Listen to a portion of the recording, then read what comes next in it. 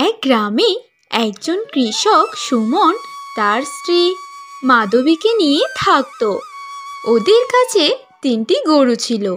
একজনের নাম ছিল গোলু, আরেকজনের নাম ছিল লালু, আর আরেকজনের নাম ছিল নীলু। সুমন প্রতিদিন তার 3টি গরুকে নিয়ে খেতে কাজ করাতে যেত, আর মাধবী তার গাই গরুর দুধ নিয়ে আশেপাশে গ্রামে বিক্রি করত। মাধবী, শুনছো আমার কথা? হ্যাঁ বলো, এত সকাল সকাল চিৎকার করছো কেন? আরে গিন্নি, আমার হেলে গরু দুটোকে নিয়ে আমি বাজারে যাচ্ছি, আর আজকে আমার আসতে একটু দেরি হবে। শোনো, তুমি কবেই বা তাড়াতাড়ি বাড়িতে ফিরে আসো? সব সময় তো দেরি করে আসো। আরে না মাধবী, আজ জমিতে লাঙ্গল দেওয়ার পর জমিতে বীজ রোপণ করতে হবে। আচ্ছা ঠিক আছে, তাহলে তুমি সাবধানে যাও। এইসব বলে সুমন তার হেলে দুটো গরুকে নিয়ে তাদের জমিতে যাওয়ার জন্য রওনা দেয়। তাড়াতাড়ি জমিতে যেতে হবে, আজকে সব কাজ শেষ করতে হবে। লালু আর নীল, তোরা চল তাড়াতাড়ি। তারপর সুমন তার জমিতে গিয়ে তার জমিতে হাল চাষ শুরু করে দেয়। আজকে পুরো জমিতে হাল চাষা দিয়েছি, এখন পুরো জমিতে বীজ রোপণ করতে হবে। এইসব বলে সুমন তাড়াতাড়ি বীজ রোপণ শুরু করে দেয়।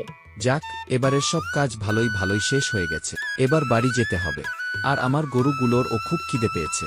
এরপর সারাদিন কাজ করার পর সুমন তার গরুগুলোকে নিয়ে বাড়িতে চলে যায়। সুমন বাড়িতে গিয়ে সবার আগে গরুগুলোকে খেতে দেয়। মাধবী, কোথায় তুমি? আমার জন্য এক গ্লাস জল নিয়ে এসো।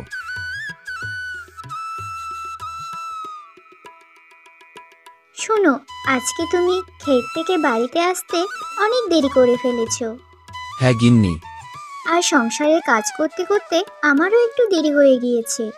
আরও কিছু কাজ বাকি পড়ে আছে, আর এখন আমাকে দুধ নিয়ে পাশের গ্রামে যেতে হবে। জানি, জমিতে কাজ করতে গিয়ে আজকে আমার অনেক দেরি হয়ে গেছে। ঘরে বাকি যা কাজ আছে সব আমি করে রাখব। তুমি দুধ নিয়ে তাড়াতাড়ি সবাইকে দিয়ে আসো। আর শোনো, আমি তোমার জন্য ভাত বেড়ে ঢাকনা দিয়ে রেখেছি, তুমি তাড়াতাড়ি খেয়ে নেবে। তাহলে এখন আমি যাই। এই বলে মাধবী দুধ নিয়ে পাশের গ্রামে যাওয়ার জন্য রওনা দেয়। আরে চম্পা কাকিমা, কেমন আছেন? আমি ভালো আছি রে মাধবী মা। আজ এত দেরি করে এলি, কি হয়েছে তোর? আরে কাকিমা, বাড়িতে একটু কাজ করছিলাম, সেই জন্যই তো এত দেরি হয়ে গেল আসতে।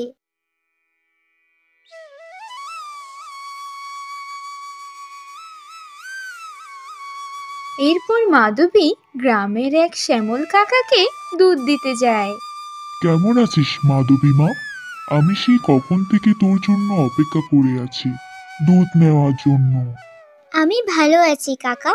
আসলে আজকে বাড়িতে একটু কাজ ছিল তো, তাই আসতে একটু দেরি হয়ে গেল। এমনভাবে মাধবী সবাইকে দুধ দেওয়ার পর সে বাড়িতে যাওয়ার জন্য রওনা দেয়। জানো আজকে কি হয়েছে? আজকে আমি গ্রামের সবাইকে দুধ দিতে গিয়েছি, তারা সবাই আমাকে জিজ্ঞাসা করেছিল এত দেরি হয়েছে কেন। গিন্নি, তুমি তো জানো আজকে জমিতে কাজ করতে গিয়ে এত দেরি হয়ে গেছে, তা নিয়ে তুমি এত রেগে যাচ্ছ কেন? তুমি যখন দেখলে জমিতে এত কাজ পড়ে আছে, তাহলে একসাথে এতগুলো কাজ করতে গেলে কেন? পরের দিন করলে কি ক্ষতি হতো? আচ্ছা ঠিক আছে গিন্নি, তুমি আর রাগ করো না। আমি আর জমিতে কাজ করতে গিয়ে এত দেরি করব না। এমনভাবে বেশ কিছুদিন কেটে যায়। সবার জমিতে ফসল কাটার সময় হয়ে এসেছিল, আর গ্রামের সবাই তাদের জমির ফসল কাটার জন্য প্রস্তুতি নিয়ে নিয়েছিল। আর অন্যদিকে সুমন আর মাধবী তাদের জমি দেখার জন্য রওনা দিয়ে দেয়। এবার তো আমাদের জমিতে অনেক ভালো ফসল হয়েছে, চারিদিকে শুধু ফসল আর ফসল। জানো গিন্নি, এইসব আমাদের লালু আর নীলুর পরিশ্রমের ফল। জানো তো, আমার জমির ফসলগুলো দেখে আমার আর একদম বাড়ি যেতে ইচ্ছে করছে না। গিন্নি, আমার মনে হয় এবার আমাদের ভালো উপার্জন হবে আমাদের ফসল থেকে। হ্যাঁ গো, তুমি ঠিক বলেছ। এবার আমাদের যা ফসল দেখছি, এবার এই ফসলগুলো থেকে ভালোই উপার্জন হবে। কিছুদিন পর সুমন তার জমির সকল ফসল কেটে নেয়। তার জমিতে এত পরিমাণে ফসল হয়েছিল তা দেখে সুমন খুশি হয়ে যায়। ফসল তো অনেক ভালো হয়েছে, এবার সময় থাকতে থাকতে ফসলগুলো বাজারে বিক্রি করতে হবে। এসব বলে সুমন তার ফসলগুলো গাড়িতে তুলে সে বাজারের দিকে যাওয়ার জন্য রওনা দিয়ে দেয়। সুমন বাজারে গিয়ে ফসলগুলো বিক্রি করে দেয় আর সেখানে অনেক উপার্জন হয়, আর তা নিয়ে খুশি খুশি সে বাড়িতে চলে যায়। গিন্নি, ফসল বাজারে বিক্রি করে চলে এসেছি, এবার বেশ ভালো লাভ হয়েছে আমাদের। এই তো খুব খুশির কথা গো। আমার মনে হয় এবার আমাদের জীবনটা বদলানোর সময় এসে গেছে। এবার আমাদের দুঃখ গিয়ে সুখ আসবে। এভাবে সময় কাটতে থাকে। সুমন তার গরুর দুধ বিক্রি করে আর ফসল বিক্রি করে যা টাকা জমিয়েছিল তা নিয়ে একটা বাড়ি নিয়ে নেয়, আর তার সাথে একটা বড় দোকানও করে নিয়েছিল। যত দিন যেতে থাকে সুমনের দোকান তত ভালো চলতে থাকে। শুনো গিন্নি, আমি দোকানে যাচ্ছি। আচ্ছা ঠিক আছে, আর শোনো, বাড়িতে আসার সময় আমাদের গরুগুলোর জন্য খাবার নিয়ে আসবে, যেন ভুলে যেও না, ঠিক আছে? ঠিক আছে গিন্নি, তুমি চিন্তা করো না, আমি আসার সময় আমাদের গরুগুলোর জন্য খাবার নিয়ে আসব। সারাদিন সুমন দোকানের অনেক পরিশ্রম করার পর তার গরুগুলোর জন্য খাবার আনতে সে ভুলে যায়। তারপর সুমন বাড়ির দিকে যায়। কি গো, আমি তো তোমাকে বলেছিলাম আমাদের গরুগুলোর জন্য খাবার নিয়ে আসতে। তুমি কি খাবার এনেছো? গিন্নি, আমি আমার দোকানের কাছে এত ব্যস্ত হয়ে গিয়েছিলাম যে আমি ওদের জন্য খাবার আনার কথা ভুলে গিয়েছি। গিন্নি, আমি বলছিলাম যে আমাদের এই গরুগুলো তো আর কোনো প্রয়োজন নেই, আমরা এই গরুগুলো বিক্রি করে দিই। এইসব তুমি কি বলছো? আমাদের কাছে আজকে যা কিছু আছে তা আমাদের এই গরুগুলোর জন্য হয়েছে। আর আমাদের এই গরুগুলোর কোনো প্রয়োজন নেই। আর সংসার করতে ইচ্ছে করেনি। এই রামেশে সংসার করতে করতে আর থালা বাসন ধুতে ধুতেই জীবনটা চইলা গেল।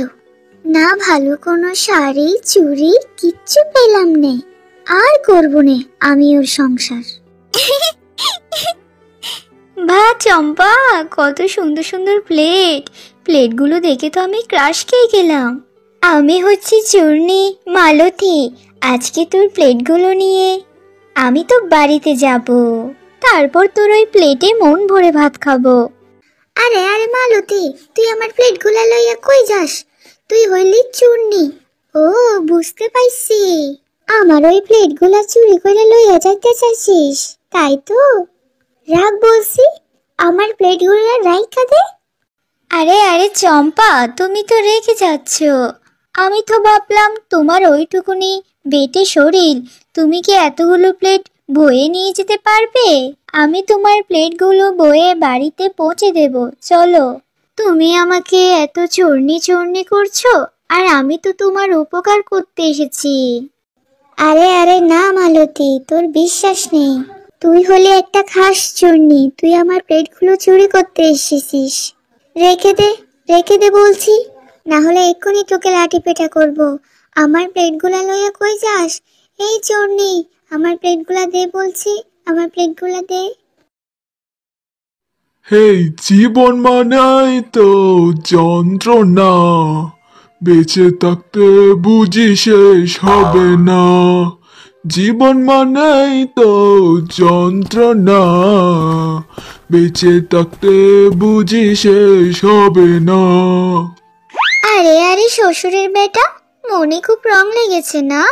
খুব আনন্দ নিয়ে গান গাইছো? অলস বেটা কোথাকার, কোনো কাজ কাম করার মুরুদ নেই, আবার শুয়ে শুয়ে গান গাওয়া। এদিকে সংসারের চিন্তায় আমি বাঁচি না। আরে বউ, তোমার মতো চূর্ণী বউ যার কাছে আছে তার কি আর কাজকাম করে খেতে হয়? তুমি যে সুন্দর করে চুরি করে আমার জন্য খাবার নিয়ে এসো, আমি তো মনের আনন্দে খাই আর ঘুমাই। এই যে শ্বশুরের বেটা, ঘরে যে কোনো বাজার নেই, আমি যে তোমাকে খাওয়াবো, তা কি রান্না করে খাওয়াবো বলো তো? চুরি করে আনারও তো যোগ্যতা নেই তোমার। আমি তো তাও একটু চুরি করে আনতে পারি, কি রান্না করব সেটাই তো ভেবে পাচ্ছি না। আরে বউ, এত চিন্তা করছো কেন? যাও যাও, ওই সামনে রাজীব দাদার দোকান থেকে কিছু একটা চুরি করে নিয়ে আসো, তারপর আমরা মজা করে খাবো, হা হা হা হা। কথাটা কিন্তু তুমি মন্দ বলনি। যাই, রাজীব দাদাকে গিয়ে বোকা বানাতে পারি কিনা। রাজীব দাদা, ও রাজীব দাদা, আমি আসার সময় দেখলাম শেফালি দিদি তো খুব অসুস্থ। তুমি তাড়াতাড়ি যাও, তাকে তো হাসপাতালে নিয়ে যেতে হবে। আহা, না হলে যে তোমার শখের বউটা মরে যাবে গো, এক্ষুনি যাও। আরে মালতী, তুমি এটা কি বলছো? আমি তো কিছুক্ষণ আগেই তোমার বৌদিকে বাড়িতে সুস্থ দেখে এলাম, এখন আবার অসুস্থ হলো কিভাবে? হায় হায় বাবা, তাহলে তো তাড়াতাড়ি যেতে হবে। আমার বউটা মরে গেলে আমি কি করব? রাজীব দাদা, যাও যাও, এই সুযোগে আমি তোমার দোকান থেকে কিছু জিনিসপত্র চুরি করি। এভাবে চূর্ণী ও মালতী মিথ্যা কথা বলে রাজীবকে তাড়িয়ে দেয়। এরপর সে দোকান থেকে কিছু জিনিস চুরি করে বাড়িতে নিয়ে যায়। আরে আরে, আমার সোনা বউ, তুমি নাকি অনেক অসুস্থ, তোমাকে হসপিটালে নিয়ে যেতে হবে। তুমি নাকি অসুস্থ, তুমি এত কষ্ট করে আমার খামারের মুরগিগুলোকে খাবার দিচ্ছ, কি হয়েছে? আর তুমি অসুস্থ থাকলে এভাবে দাঁড়িয়ে আছো কি করে?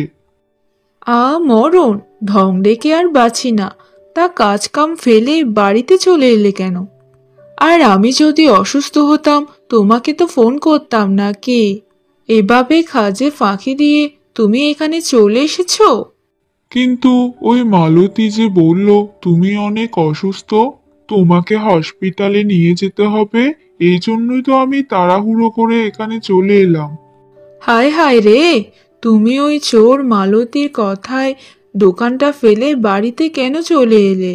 নিশ্চয়ই ও দোকান থেকে মালপত্র সব চুরি করে নিয়ে যাবে। এক্ষুনি যাও বলছি, তুমি গাধাই থেকে গেলে, দোকানের মালিক হয়েও মাথায় এতটুকু বুদ্ধি নেই। আরে বউ, তোমার এই চুরি করে আনা খাবারগুলো এত স্বাদ না, একেবারে অমৃত, হে হে হে। তোমার মতো চূর্ণী বউ থাকতে কি আমার কিছু করতে হয়? হে হে হে। আমি তো ঘরে বসে পোলাও, বিরিয়ানি, কোরমা এই সব কিছু খেতে পারি।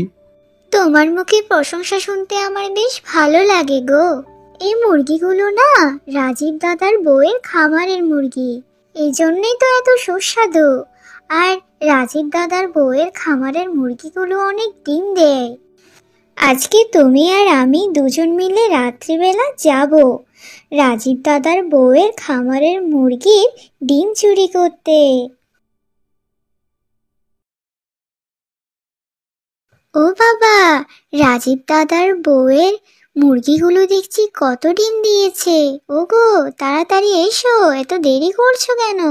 ডিমগুলো দেখে যে আমার আর সহ্য হচ্ছে না, তাড়াতাড়ি ডিমগুলো তুলো আর সবগুলো নিয়ে তাড়াতাড়ি বাড়ি চলো। এদিকে শেফালি বৌদি বুঝতে পারলে যে হাড়গোড় সব ভেঙে দেবে গো, তাড়াতাড়ি করো। এভাবে চূর্ণী বউ মালতী ও তার স্বামী মুরগির ডিমগুলো চুরি করতে থাকে। আর তখনই মুরগিগুলো অনেক শব্দ করে ওঠে। আরে আরে, আমার মুরগির খামার থেকে কেমন যেন একটা শব্দ এলো মনে হচ্ছে। আর আমার স্বামীকে দেখো, নাক ডেকে ঘুমাচ্ছে। যাই বাপু, তাড়াতাড়ি যাই, না হলে চোর মুরগিগুলো চুরি করে নিয়ে যাবে। এই বল্টু, এই চূর্ণী মালতী, তাড়াতাড়ি দাঁড়া বলছি, আমার মুরগির ডিমগুলো চুরি করে কোথায় নিয়ে যাচ্ছিস?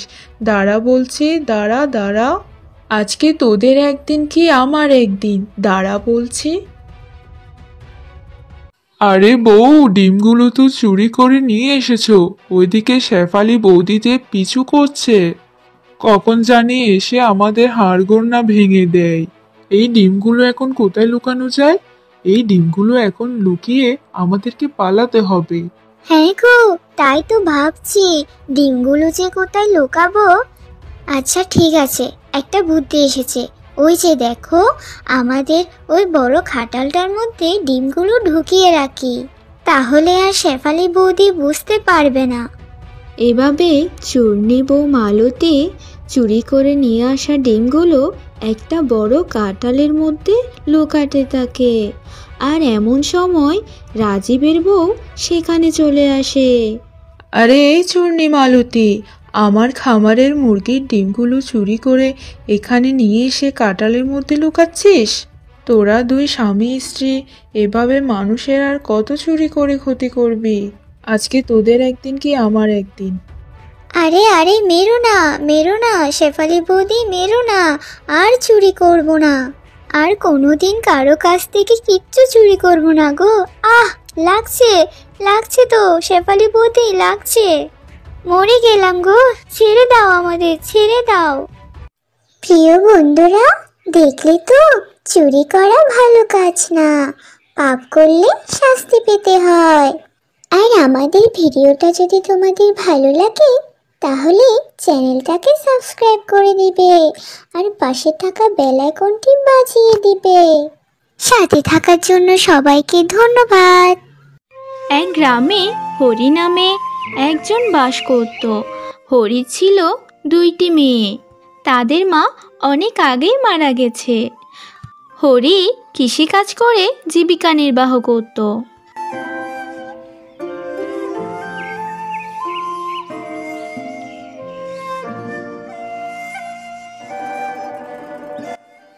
দিদি, ওই দেখো, বাবা বাবা বাবা, আমরা তোমার জন্য খাবার নিয়ে এসেছি।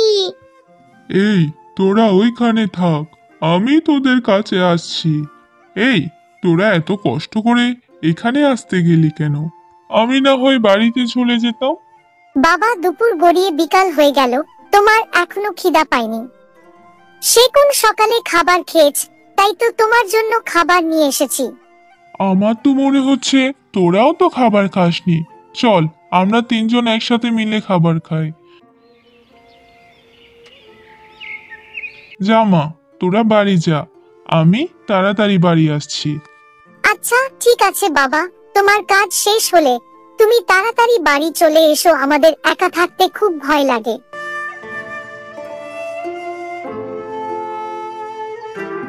হরি ভাই, আমার মনে হচ্ছে তোমার এবার একটা বিয়ে করা উচিত। এতে তোমার মেয়েরা মায়ের আদরও পাবে, তোমার কাজেরও কোনো অসুবিধা হবে না। হ্যাঁ, আমিও তাই ভাবছিলাম।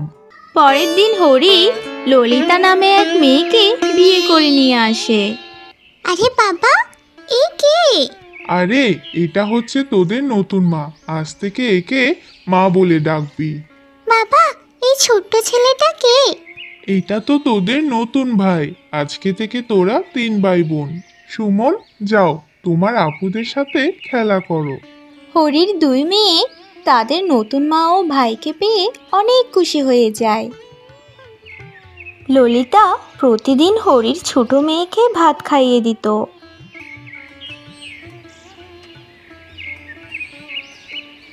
ললিতা, আমি কাজের জন্য কয়েক মাস শহরে থাকবো, তুমি সবাইকে দেখে রেখো কেমন? কাজ শেষ হলে আমি তাড়াতাড়ি বাড়িতে চলে আসবো। আচ্ছা ঠিক আছে, তুমি তাড়াতাড়ি বাড়ি চলে এসো। বাবা, তুমি তাড়াতাড়ি চলে এসো, তোমাকে ছাড়া আমাদের একটু ভালো লাগে না। বাবা, আমার জন্য ও খেলনা নিয়ে এসো।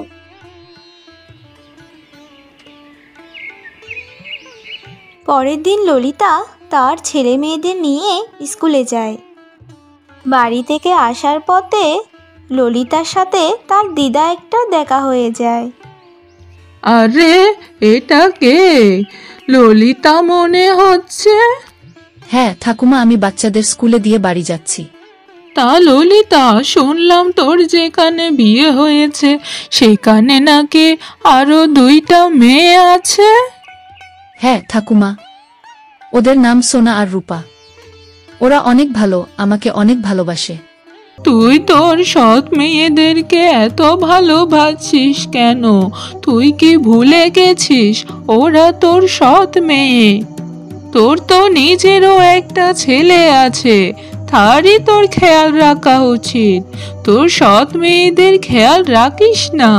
তুই যদি ওই মেয়েদের পিছনে লেখাপড়া করিয়ে সব টাকা খরচ করে ফেলিস তাহলে তো তোর ছেলের জন্য কোনো টাকাই থাকবে না, আর এভাবে তোর ছেলের ভবিষ্যৎ নষ্ট হয়ে যাবে।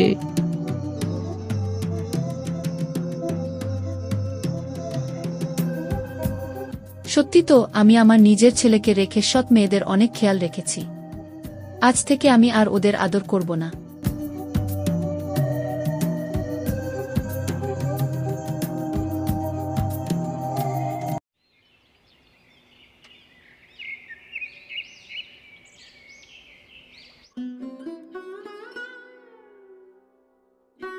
মা, আমাদের অনেক খিদা পেয়েছে, আমাদেরকে খেতে দাও তো। এমনভাবে বলছিস যেন আমি তোদের নিজের মা। যা, ঘরের থালা বাসনগুলো মেজে নিয়ে আয়, তারপর খাবার পাবি। দিদি, মা আমার সাথে এভাবে কথা বললো কেন?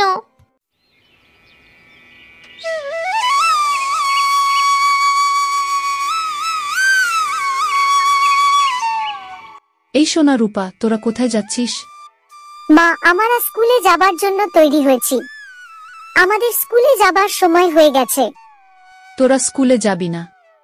তোরা স্কুলে গিয়ে অযথা টাকা নষ্ট করছিস। এই বল্টু, যা, তুই স্কুলে যা।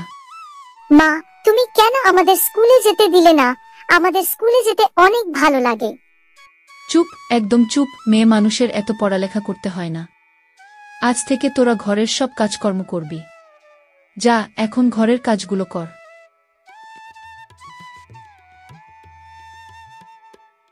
দিদি দিদি, মায়ের এমন ব্যবহারে আমার খুব কষ্ট হচ্ছে। আমার মনে হয় মা এখন আমাদেরকে আর ভালোবাসে না। তুই কষ্ট পাস না বোন, তুই কষ্ট পেলে আমার অনেক খারাপ লাগে। দেখবি একদিন সব ঠিক হয়ে যাবে। দিদি চলো না, আমরা বাবাকে সব কথা বলে দেব। না বোন, বাবাকে বললে মা আমাদের অনেক মারবে।